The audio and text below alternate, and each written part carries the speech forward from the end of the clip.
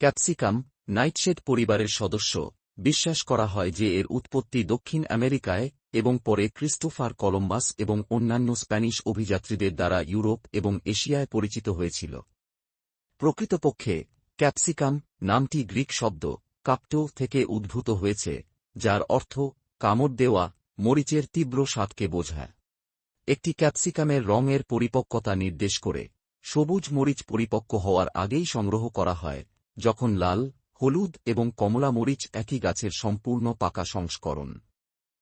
Capsicum হল প্রয়োজনীয় পুষ্টির একটি পাওয়ার হাউস যা আমাদের সামগ্রিক স্বাস্থ্য বজায় রাখতে গুরুত্বপূর্ণ ভূমিকা পালন করে। এটি ভিটামিন সি এর একটি চমৎকার উৎস, এমনকি কমলালেবুর থেকেও বেশি, যা আমাদের রোগ প্রতিরোধ ক্ষমতা বাড়ায় এবং আমাদের ত্বককে উজ্জ্বল রাখে।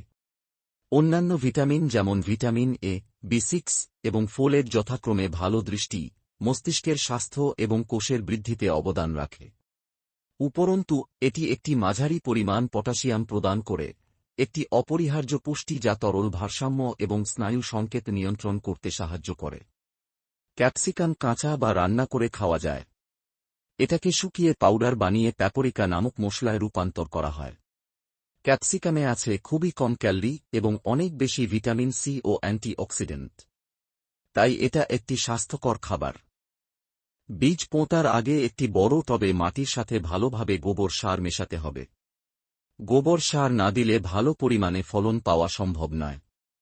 ক্যাপসিকাম গাছ একটু বড় হলেই ফলের ভারে হেলে যায়, তাই গাছ বড় হলেই একটি খুঁটি দিয়ে ঠেকা দিতে হবে। চারা গাছ থেকে বড় গাছ হওয়ার 2-4 মাসের মধ্যেই ভালো ফলন পাওয়া যায়। একবার ফলন হতে শুরু করলে আর চিন্তা থাকবে না। 12 মাস বিনা পয়সায় পাওয়া যাবে ক্যাপসিকাম।